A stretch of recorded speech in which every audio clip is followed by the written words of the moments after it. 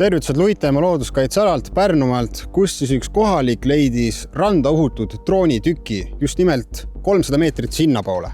Kaitsepolitseiameti pressiesindaja sõnul ei ole hetkel viiteid sellele, et drooni küljes oleks olnud lõhkeainet. Kust võis aga droon pärit olla?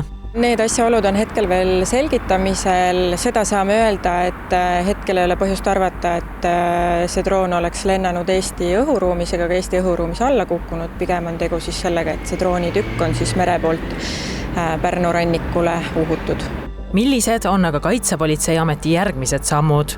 Kuna täiemahulise sõja alguses algatati siis kriminaalmenetlus, mis siis puudutab sõjakuritegusid, siis Kaitsepolitseiamet on alustanud siis sellel teemal uurimise ja jätkame sellega, et ja kui me saame midagi täpsemat juurde lisada, siis kindlasti seda teeme.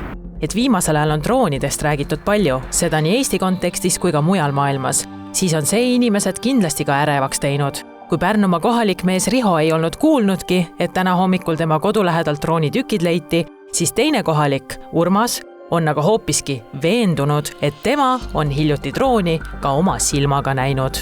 Droonist ei ole midagi kuulnud, aga mõtleme nii, et hommikul vist käis suur õppus, seda oleme kuulnud. Olete teadlik, et siin 800 meetri kaugusel leiti rannajoonelt droon? Ei ole, aga ma nägin drooni.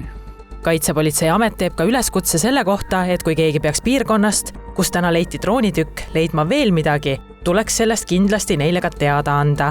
Kui inimesed nüüd peaksid sinna sündmuskohta pärast neid menetlustoiminguid sattuma või siis kui keegi on teinud mõne videosalvestise või märganud midagi, et siis ka kindlasti Kaitsepolitseiametile teada ja märku anda, et see on meile kindlasti suureks abiks.